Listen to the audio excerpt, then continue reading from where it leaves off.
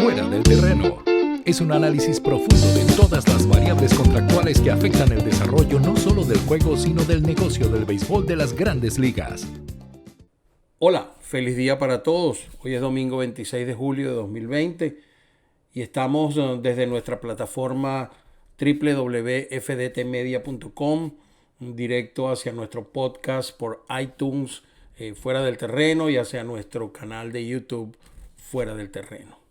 En esta oportunidad, comenzando esta temporada enrarecida por muchos factores, inicialmente por todos los cambios que conllevó las distintas discusiones que nos mantuvieron alrededor de 3 meses y tantos días a la espera de algo que hoy está en forma cierta, se está cumpliendo hasta ahora a cabalidad con los diferentes desaciertos que posiblemente se van a encontrar en el camino y los muchos aciertos que esperamos que estén. Pero en todo caso, es una temporada que ha estado asignada por muchísimos cambios. Es una temporada a la cual he venido diciendo en mis redes sociales que debe ser bien estudiada, sobre todo por aquellos que tenemos la seria y firme intención de llevar a todos ustedes, oyentes, la mejor y más veraz información, sobre todo desde el punto de vista contractual, desde el punto de vista laboral y de todos esos aspectos fuera del terreno que van a incidir enormemente en las decisiones de los managers para la configuración de sus estrategias, valga decir temas como roster, valga decir temas como subidas y entradas al roster de 40 desde las ligas menores. Vaya a usted a pensar sobre lista de inhabilitados o lista de lesionados, perdón, como se llama ahora. No solo por el tema de lesiones desde el punto de vista físico, sino con el tema del COVID-19. Y bueno, y una cantidad importante e interesante de variables que han sido manipuladas en el buen sentido de la palabra para que puedan, vamos a decir, concordar, para que puedan estar dentro de los parámetros de una temporada recortada como esa. Es decir, hay variables que están sujetas a estimaciones de una temporada de 186 días y de 162 juegos, y ahorita estamos hablando de una temporada de 60 juegos en 66 días. Hay que hacer la traslación, hay que hacer el traslado de muchas de estas variables hacia lo que es la realidad desde el punto de vista económico, matemático y estadístico. Estás escuchando Fuera del Terreno con Félix Luzón. Para ello, hoy nos atañe un tema por demás fabuloso. Yo digo que es así porque desde hace mucho tiempo he venido tratando de explicarlo, porque no es sencillo y tiene que ver con la gran relación que tienen un sector de las finanzas corporativas, un sector de las finanzas de alto nivel, como son los derivados financieros, valga decir las opciones, y digamos opciones de índole financiero, versus el modelo de opciones contractuales que al menos conozco se usan en el béisbol.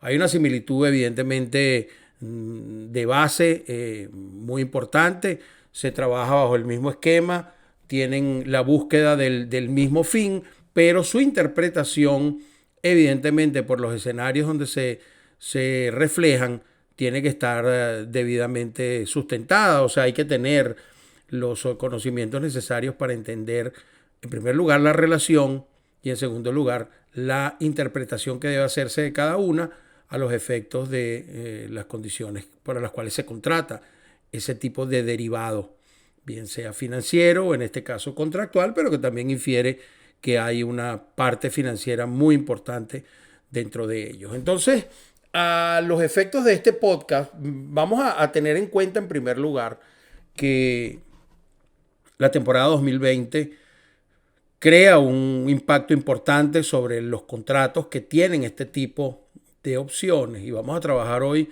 básicamente con las llamadas vesting options, que son opciones que se ejecutan por sí solas, se ejecutan directamente y no forman parte del ejercicio que haga una de las dos partes. En el caso de si son acciones del jugador, las concreta el jugador o las ejerza, o si son del equipo y las ejerza el equipo. En este caso las vesting options, o inclusive, disculpen, siendo una opción mutua, la ejerzan ambas partes en una decisión que tiene que ser acordada.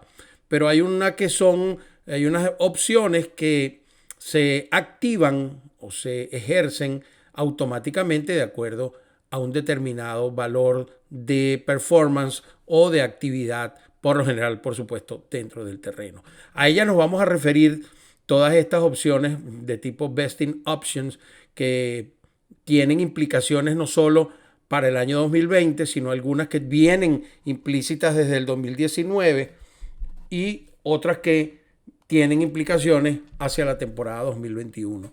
Ese tipo de opciones vamos a comentarlas hoy, no sin antes, por supuesto, hacer una breve introducción de lo que es el concepto de la opción como un derivado financiero, como se le conoce, y poder entender claramente ambas, más allá de que es importante su conocimiento, no solo porque forma parte de una cultura general que es viable para cualquiera que tenga deseos de hacer inversiones y no necesariamente son las personas adineradas. Hay una teoría que establece que mientras menos dinero tengas, más debes aprender de esto. Pero esto forma parte de unos instrumentos financieros modernos que no tienen siglos, ni mucho menos. Son instrumentos financieros que se han ido incorporando al mercado de capitales a nivel mundial desde hace unos 50, 60 años con la evolución de los mismos, pero que en el tema deportivo ha tomado arraigo porque son instrumentos que permiten a ambas partes, en el plano que sea, bien sea en el plano de las finanzas o en el plano del deporte, en este caso del béisbol, están buscando el mismo efecto, que no es más que la minimización del riesgo de ambas partes. Y Félix Luzón se sabe todas las intríngulis de cómo funciona el negocio. Y lo pueden seguir en su cuenta 9 Stars Agent, 9 Stars Agent en Twitter. Es agente certificado. Sí, agente certificado de Grandes Ligas. Fuera del terreno con Félix Luzón. Las opciones se conocen como derivados financieros. Las opciones, por lo general, tienden a ser instrumentos sofisticados. No porque sea muy difícil su entendimiento, pero sí amerita un particular estudio para entenderlos correctamente. Pero son este tipo de derivados que nacen dentro de la misma evolución de los mercados financieros, que buscan como tarea fundamental minimizar el riesgo, al igual que lo hacen los dueños de los equipos y al igual que lo hacen los peloteros o los agentes cuando tratamos de llegar a un acuerdo contractual, es decir, crear las condiciones de estabilidad para que ese contrato, que amén que sea garantizado, pueda ser del mayor beneficio para nuestros clientes en el caso de los agentes, y los equipos buscarán para los dueños.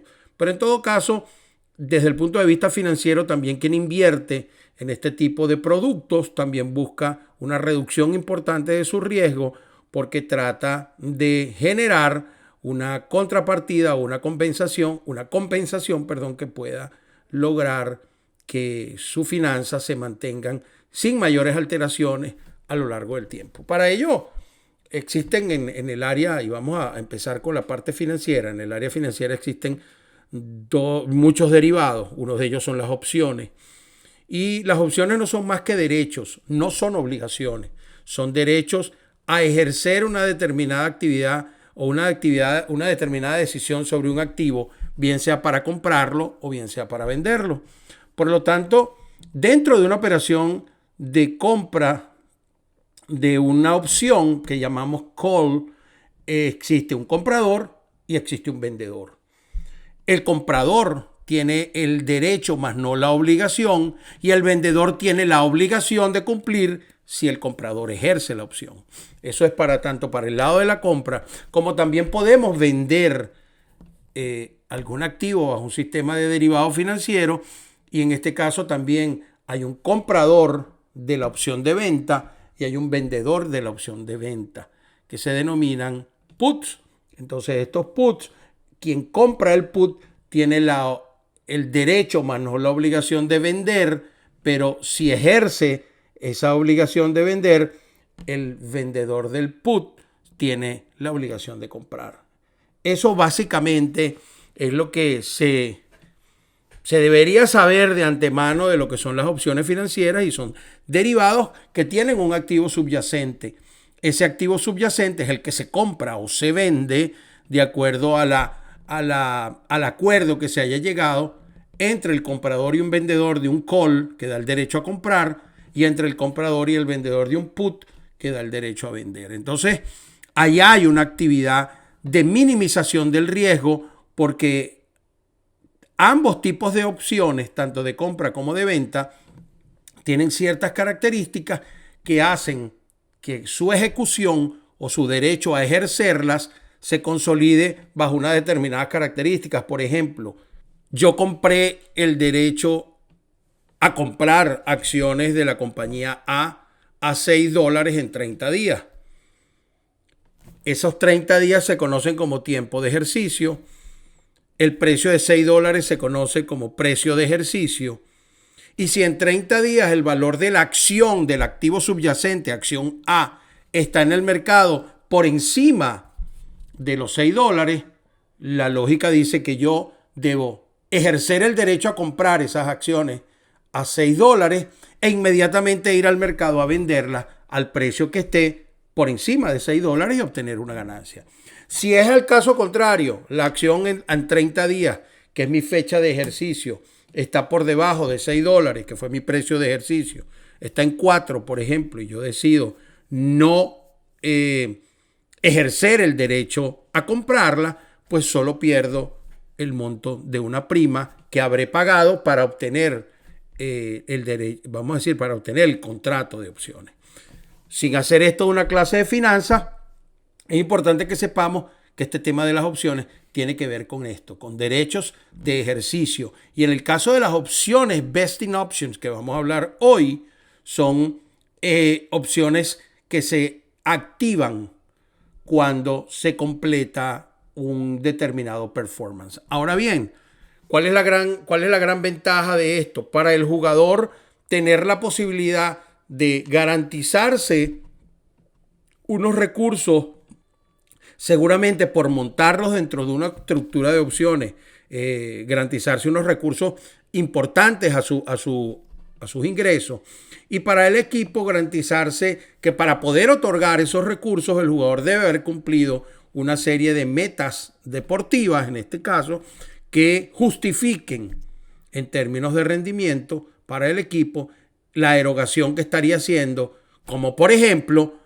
la activación de un nuevo año de contrato, que por lo general cuando eso ocurre con un monto que está igual o por encima del último año. Tendría que entonces, en contratos multianuales de larga data, pudiéramos suponer que las vesting options que se suceden no solo deben complementarse correctamente para tener el equipo la certeza de que el jugador está haciendo el trabajo debidamente esperado, sino que también pudiera dividirla en que eso se ocurra en un periodo de tiempo no solo de un año, sino en la sumatoria de años, que puede ser el año anterior y este año, o este año y el año próximo, pero que llegue a una conclusión en el último año del contrato. Es decir, puede ser los 2 últimos años del contrato que haya podido ganar 32 juegos, o puede ser que en los años completos del contrato haya logrado más de 800 innings de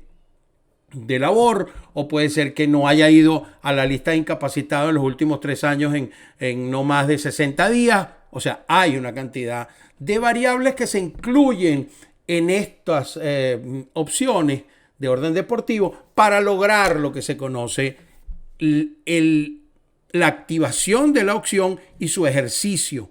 Ahora, cuando escuchamos que al final de la temporada el jugador tiene la opción de seguir con el equipo bajo un determinado convenio que ya está preestablecido, es porque en ese caso la opción la tiene el jugador y el derecho de ejercicio es único y exclusivo del jugador.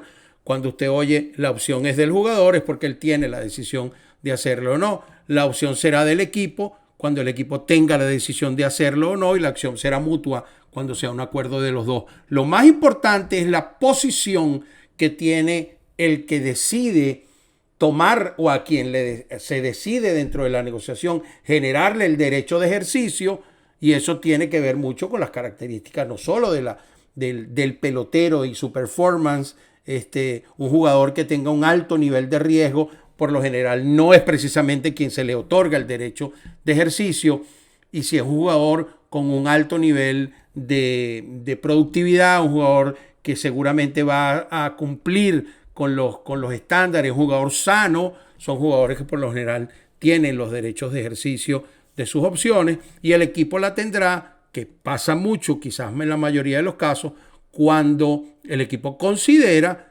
que es preferible al final del contrato que ellos tengan el derecho a tomar la decisión. Pero si al caso vamos, señores, el derecho de ejercicio de los equipos, la mayoría de los contratos, tácitamente, siempre y cuando no haya un derecho de ejercicio a favor del jugador, son contratos que el derecho de ejercicio siempre lo va a tener el equipo, que es el que va a decidir si te renueva o no te renueva el contrato multianual o las condiciones.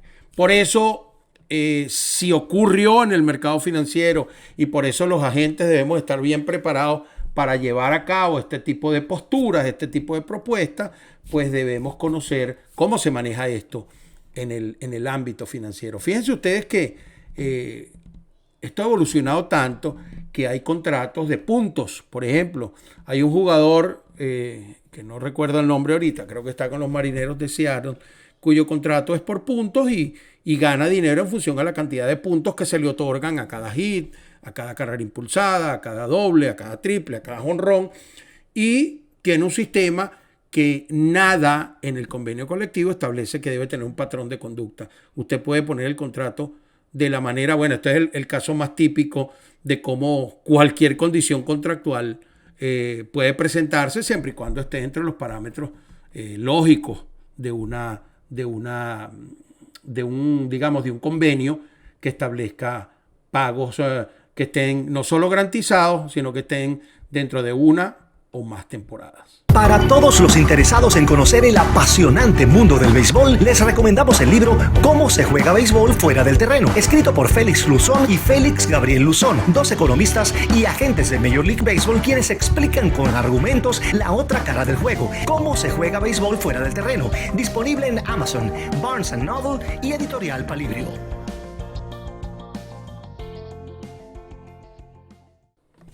Estás escuchando Fuera del Terreno con Félix Luzón.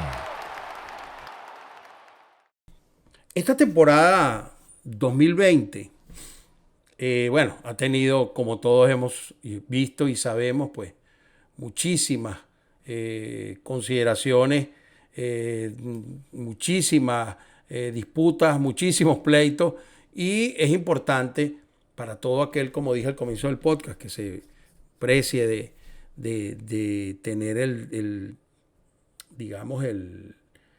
que tenga la posibilidad de tener un medio radial o audiovisual para narrar, para comentar, para escribir, incluso medios como las redes sociales, debe estar debidamente preparado en todas y cada una de las regulaciones nuevas que esto tiene.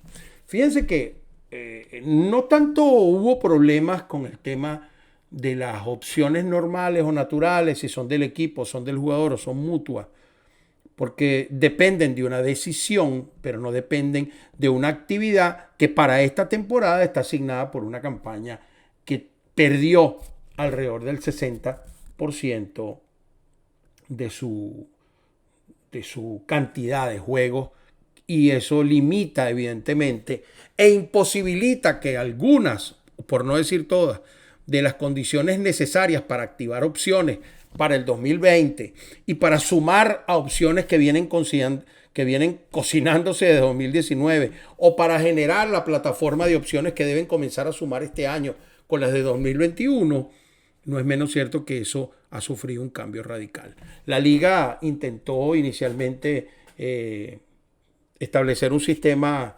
que no aceptó el sindicato de jugadores, pero básicamente por esto de que cómo haríamos con un caso de jugadores que tienen que sumar condicionantes de esta temporada y la otra para llegar a un número que evidentemente va a ser imposible lograr, porque con una temporada, si le hubieses quitado 10 juegos, 20 juegos todavía, y con todo y eso debía haber sido prorrateada también en términos como se hizo con los salarios, también debe hacerse con las actuaciones. Por ejemplo, y yo voy a hablar de, si no de todos los que tengo aquí a la mano, que son jugadores importantes con vesting options. Vuelvo y repito, no necesariamente a los efectos de este análisis, porque no tiene sentido, no viene al caso, son decisiones de los jugadores al final de la temporada. Vamos a hablar de las opciones naturales, normales, sino de este tipo de opciones que conllevan el evento de la consecución de un cierto número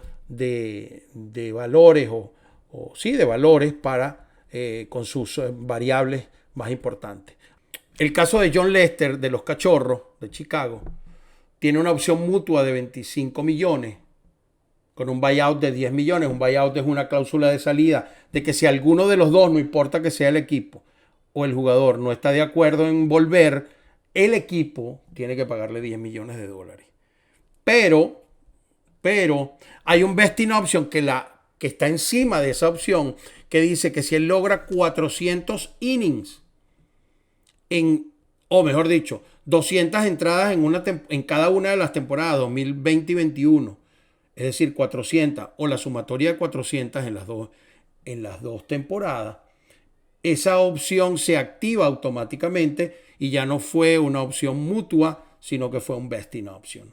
El tema está en que este señor hizo 171 entradas en el año 2019, no siendo mutuamente excluyente, porque tú pudieras decir, bueno, no hizo las primeras 200, ya perdió. No, él tiene que lograr 400 entradas. Es decir, él en esta temporada 2020 debe lograr 230 innings mínimo.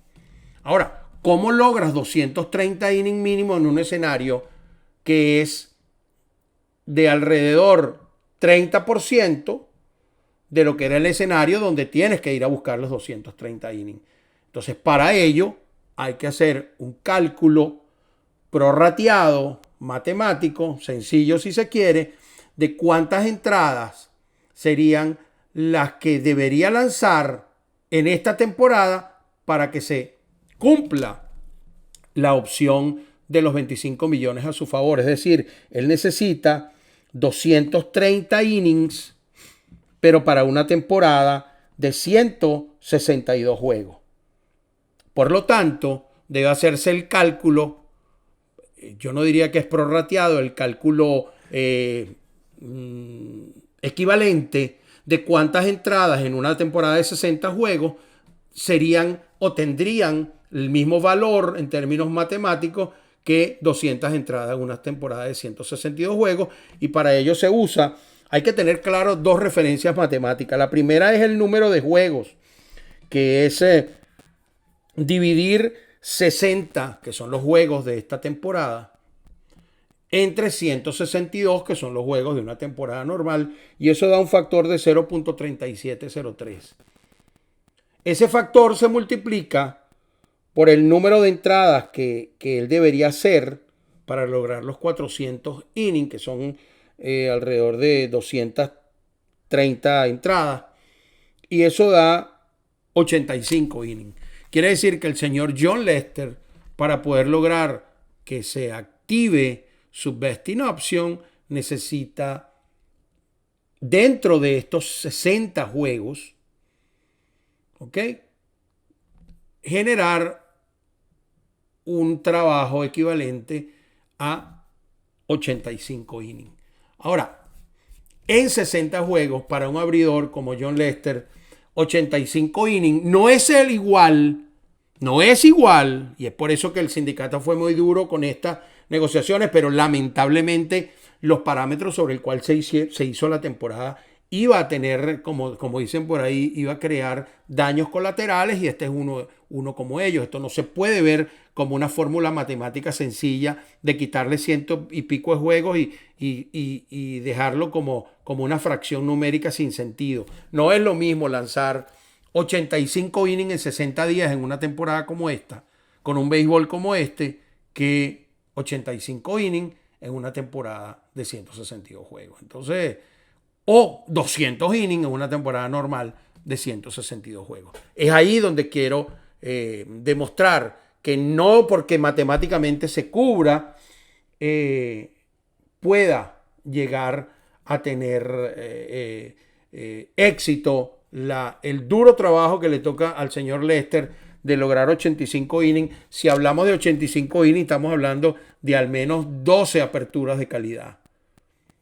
Y esta temporada no da para tanto, no creo que dé, y yo espero que lo mejor se le presente en el camino al señor Lester. Pero aquí un tremendo ejemplo de que al llevar esto matemáticamente a la realidad, no funcionan los números como tal. O sea, vuelvo y repito, no es lo mismo ir a buscar 200 innings en una temporada de 162 juegos con todas las condiciones que a buscar en este mercado, en esta situación y en esta estrategia tan difícil que van a tener los managers quizás para conseguir entradas de calidad, que un pitcher haga 85 innings en una temporada de 60 juegos.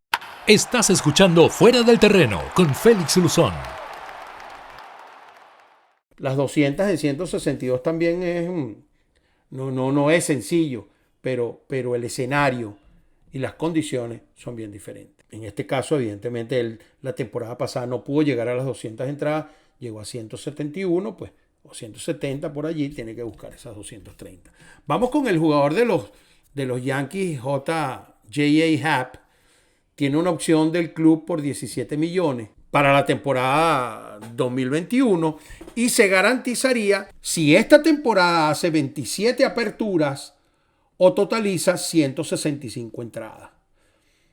En este caso no hay, como el caso de Lester, una sumatoria, una complicación con este año y el año pasado, pero este es un tipo de opción vesting para que se consume dentro de esta temporada. Y bueno, es difícil suponer, o es imposible, que Happ haga 27 aperturas en una temporada de 60 juegos y que pueda totalizar 165 entradas. O sea, ya eso hay que prorratearlo, hay que llevarlo al tema de la cantidad, digamos, la cantidad que tiene que ver con la relación proporcional de esta temporada, y una vez que lleguemos de esta pausa lo vamos a chequear.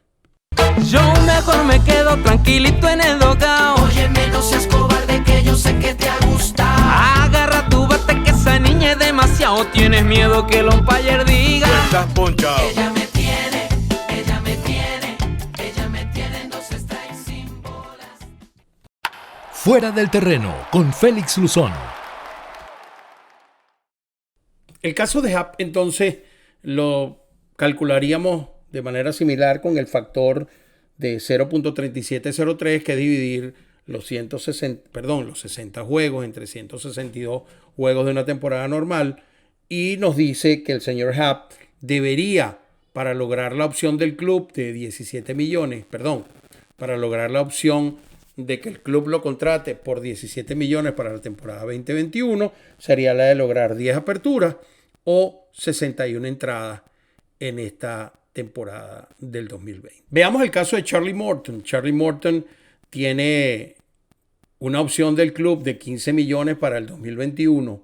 Si pasa menos de 30 días en la lista de lesionados, entre 19 y 20. O sea, tengo entendido o puedo suponer, no tengo el dato a la mano, que oí que Morton no estuvo en la lista de lesionados el año pasado. Por lo tanto, Morton estaría logrando esa opción.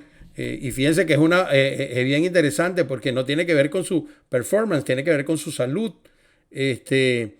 Y bueno, Morton tiene que cuidarse porque esos 30 días en la lista de lesionados se le convierten para esta temporada en 11 días en la lista de lesionados.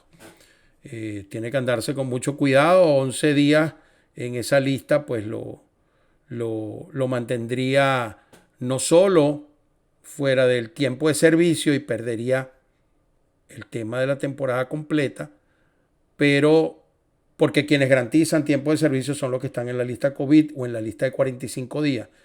Bueno, habría que ver qué tipo de lesión es, pero con 11 días que esté, bien sea en la lista de 45 o bien sea en lista de 15 días, él pudiera perder la opción contractual de los 15 millones para el 2021. Existen también otros modelos que los puedo explicar sin necesidad de, digamos, de dar nombres, ¿no?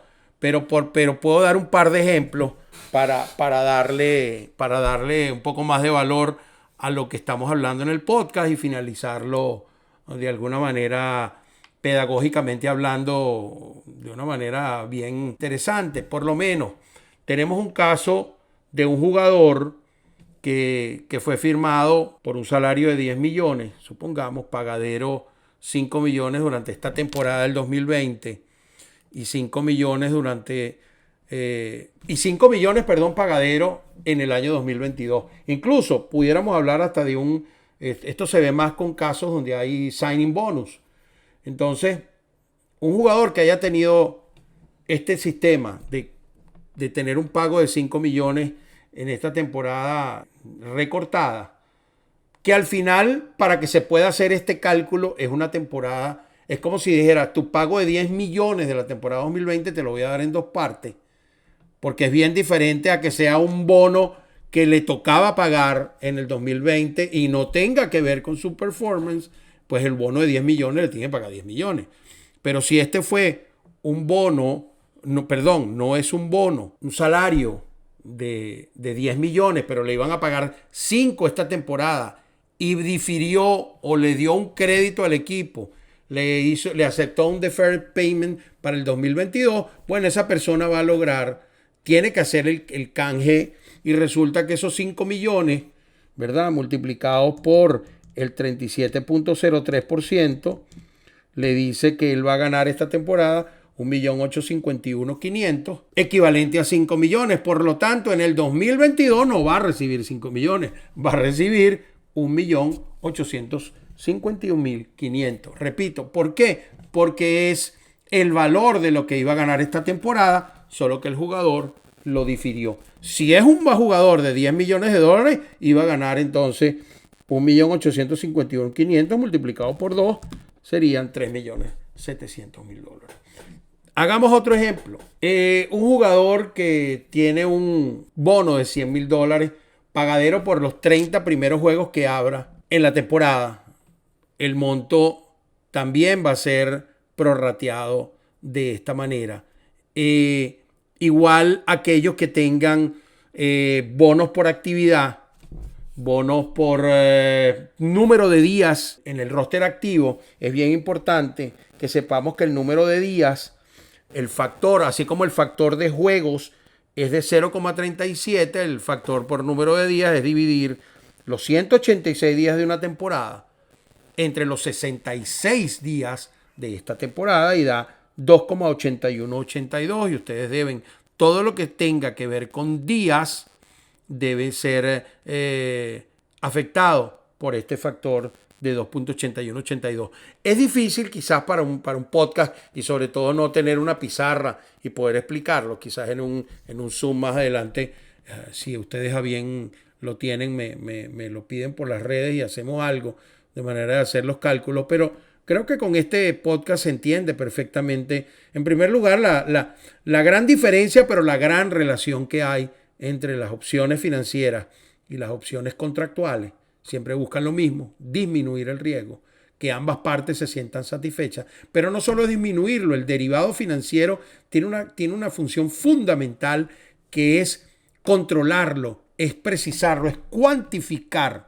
Usted con derivado financiero exactamente puede saber cuánto pierde. Decíamos, si esa persona no ejerce la opción sobre la cual tiene ejercicio o el derecho a ejercer, solo pierde la prima que pagó por comprar ese contrato de opciones. En el caso del béisbol, para no decir en otros, estoy seguro que en otros deportes también esto sucede, pero el que conozco más es el béisbol, donde lo vivo con intensidad. En el béisbol, pues ambos están también buscando minimizar y conocer el riesgo que es o que implica la activación de estas opciones, porque saben que si la opción es del equipo y el equipo lo ejerce, es porque está claro de que el jugador no solo fue rentable, sino que va a seguirlo siendo.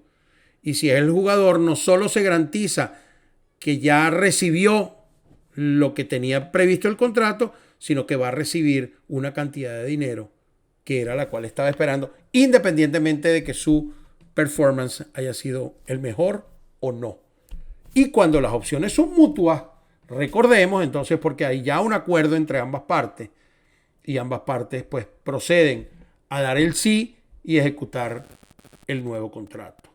Recuerden siempre que en esta temporada debemos estar muy pendientes de estas cosas. No solo está sucediendo con los vesting options, el tipo de opciones contractuales, está sucediendo con las opciones que tienen que ver con las sesiones opcionales, está sucediendo con los días de servicio de los jugadores que vienen por el draft de regla 5, está sucediendo con los días de servicio de los jugadores a los efectos de conseguir activar su programa de retiro laboral. O sea, aquí hay por detrás de ese diamante, como siempre y como todos los años, un juego intenso que se hace fuera del terreno, pero el de esta temporada es mucho más. Pronto nos vamos a ver en un seminario que voy a dictar con mi amigo Enrique Rojas y mi amigo Alfonso Lanzagorta, donde vamos a, antes que finalice la temporada y a comienzos de un playoff que no se veía tan interesante como lo que lógicamente hicieron, que fue llevar adelante o llevar a cabo las ideas que tenían y que no se concretaron. Yo digo que por la misma prepotencia y la misma forma tan radical como se manejó el tema, se olvidaron de que eso lejos de restar sumaba mucho. Pero bueno, se dieron cuenta y vamos a tener un fin de temporada interesante. Eso también tiene cambios. Eso de los 50 millones que está entregando Major League Baseball tiene que ver con unas cláusulas que se establecen dentro del CBA y que establecen unos mínimos que, por cierto, para una temporada de 162 juegos era de 12.8 millones. Hay equipos que han llegado a ganar 80 millones, como los Astros de Houston. O sea que los 50 tampoco es que le están resolviendo la vida, pero es mucho mejor que el mínimo. Es un mínimo de 50 que pudiera llegar a ser más si hubiera gente, pero es una tasa bastante atractiva, si bien es cierto que el promedio realmente puede estar por allí. Pero repito, si era más, tampoco dejaba de ser un monto de mucho riesgo para los equipos, quienes van a sacar una pequeña tajada de lo que seguramente en términos de 1.000 millones o 1.000 millonarios van a recibir de los derechos de televisión. Muchísimas gracias y seguimos en contacto, y recuerden que hay un juego intenso que se hace siempre, todos los años, todos los días del año, fuera del terreno. Yo mejor me quedo tranquilito en el dogao. Óyeme, no seas cobarde, que yo sé que te ha gustado. Agarra tu bate que esa niña es demasiado. Tienes miedo que el umpire diga. Y esto fue Fuera del Terreno con Félix Luzón.